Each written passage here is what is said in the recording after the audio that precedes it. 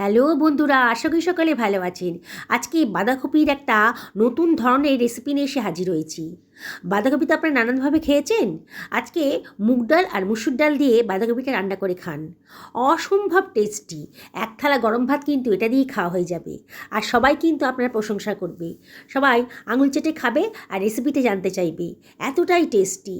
সাধারণ একটা বাঁধাকপি আর সামান্য ডাল দিয়ে যে এত সুন্দর একটা রেসিপি বানানো যায়, আপনারা না দেখলে বিশ্বাসই করবেন না। চলুন তাহলে ফটাফট বানিয়ে ফেলি।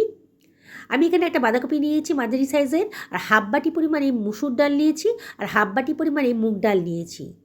দুরকম ডাল দিয়ে আজকে বাঁধাকপিটা রান্না করব। একেবারে নতুন ধরনের, নতুন স্বাদের রেসিপি। প্রথমে মুগ ডালটা একটা বড় বোলের ভেতর রাখলাম, মুসুর ডালটাও দিয়ে দিলাম। এবার আমি জল দিয়ে ভালো করে ডালটাকে ধুয়ে নেব। ডালের ভেতর কিন্তু অনেকটা ধুলো ময়লা থাকে, তাই 2 থেকে 3 বার জলটাকে চেঞ্জ করে করে ডালটাকে ভালো করে ধুয়ে নেব।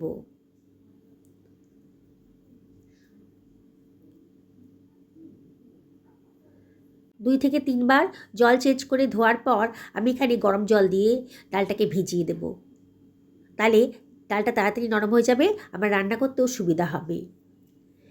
সব কিছু ভালো করে মিশিয়ে দিলাম। এবার এটাই ঢাকা দিয়ে সরিয়ে রাখছি। বাকি অ্যারেঞ্জমেন্টগুলোও করে নেব। আমি একটা বাঁধাকপি নিয়ে নিয়েছি মাঝারি সাইজের।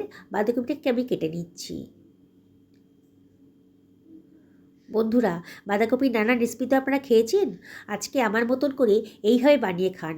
সত্যি বলছি, এর স্বাদ কিন্তু মুখে লেগে থাকবে আপনাদের। বাঁধাকপিটাকে আমি এবার কেটে নিচ্ছি। পুরো বাঁধাকপিটাই দেব। এই রেসিপিটা যতটাই বানান না কেন, দেখবেন কম পড়ে যাবে। এতটাই টেস্টি, সবাই কিন্তু চেয়ে চেয়ে খাবে। খুবই সাধারণ একটা রান্না, তাও কিন্তু অসম্ভব টেস্টি। একেবারে নতুন ধরনের রেসিপি। এই বাঁধাকপিটাকে দেখুন আমি কীভাবে কাটছি। একটু বড় বড় সাইজের করে কেটে নেব। প্রথমে লম্বা লম্বা করে কেটে নিলাম, তারপরে একটু স্কোয়ার শেপে আমি এটাকে বড় বড় সাইজের করে কেটে নিচ্ছি। দেখুন কীভাবে কাটছি, এইভাবেই কাটবেন। বন্ধুরা, রেসিপিটা যদি ভালো লাগে তাহলে লাইক করবেন, কমেন্ট করবেন আর শেয়ার করবেন।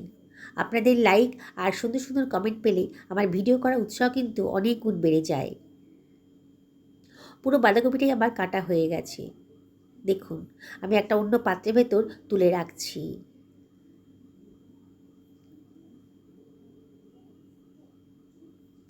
এটাকে সরিয়ে রাখলাম। এবার আমি দুখানা পেঁয়াজ নিয়ে নিয়েছি। পেঁয়াজের খোসাটা ছাড়িয়ে দিয়ে পেঁয়াজটাকেও আমি কুচি কুচি করে কেটে নিচ্ছি।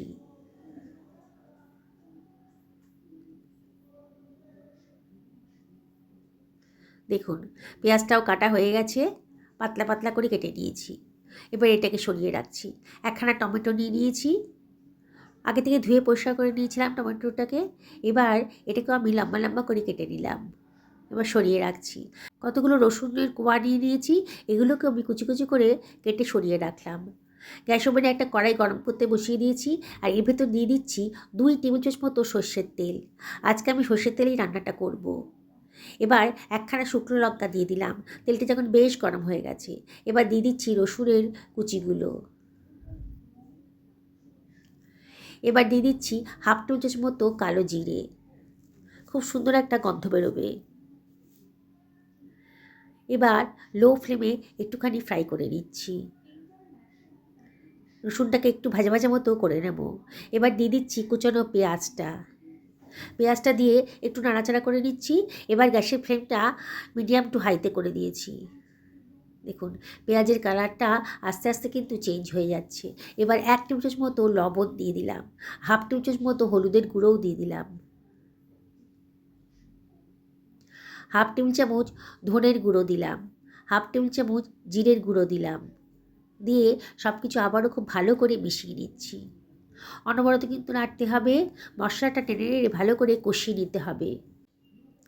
একটু ভাজা ভাজা মতো করে নিতে হবে আর কি। এবার বেশ ভাজা ভাজা মতো হয়ে গেছে যখন, তখন জল ঝরিয়ে রাখা 2 রকমের ডাল আমি দিয়ে দিচ্ছি। জলে ভিজে কিন্তু ডালটা অনেকটাই নরম হয়ে গেছে। এবার সব কিছু আবারও ভালো করে মিশিয়ে নিচ্ছি। গ্যাসের ফ্লেমটা মিডিয়াম টু হাইতে রেখেছি, আর অনবরত কিন্তু নাড়তে হবে।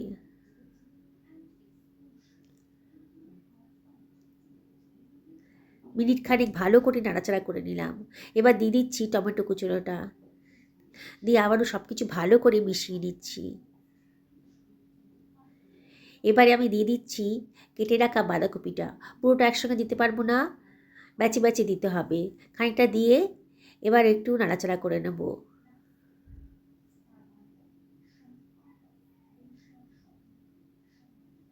এখন মনে হচ্ছে অনেকটা বাঁধাকপি হয়ে গেছে, কিন্তু তা না। দেখবেন একটু মজে গেলেই বাঁধাকপিটা কিন্তু অনেকটাই কমে যাবে। আর বললাম না, যতটাই রান্না করবেন তখনও মনে হবে কমই হয়েছে, আর একটু বেশি করলে ভালো হতো, এতটাই টেস্টি। একটু নাড়াচাড়া করে বাকি বাঁধাকপিটাও আমি দিয়ে দিলাম। দিয়ে এবার ঢাকা দিয়ে মিনিট 5-6 রান্না করে নেব। 5-6 মিনিট বাদে দেখুন বাঁধাকপির পরিমাণটা কিন্তু অনেকটাই কমে গেছে। এবার সব কিছু খুব ভালো করে মিশিয়ে নিচ্ছি। বন্ধুরা, রেসিপিটা বানানো কিন্তু একেবারেই সোজা, কিন্তু একবার বানিয়ে দেখুন, কি অসম্ভব টেস্টি।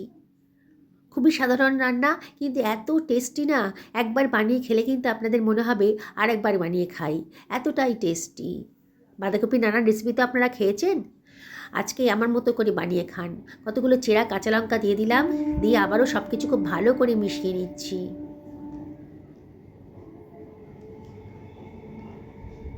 আমি হাফ বাটি পরিমাণ জল দিয়ে দিলাম, যাতে পোড়া না লেগে যায়।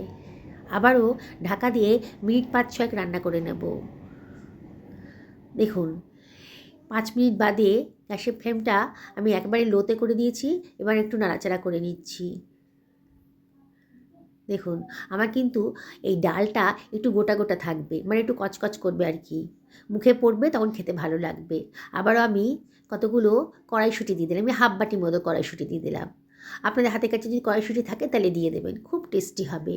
দিয়ে আবারও সব কিছু ভালো করে মিশিয়ে নিচ্ছি। এই রান্নাটা একটু শুকনো শুকনো হবে, তাহলেই খেতে ভালো লাগবে। আর খেয়াল রাখবেন ডালটা যেন গলে না যায়, একটু কচকচে থাকে যেন ডালটা, তাহলেই কিন্তু বেশি ভালো লাগবে। বেশ খানিকটা ধনেপাতা কুচি দিয়ে দিলাম, আর হাতে ডলে একটুখানি কসুরি মেথিও দিয়ে দিলাম। 1 টেবিল চামচ মতো ঘি দিয়ে দিলাম, অসম্ভব টেস্ট আসবে।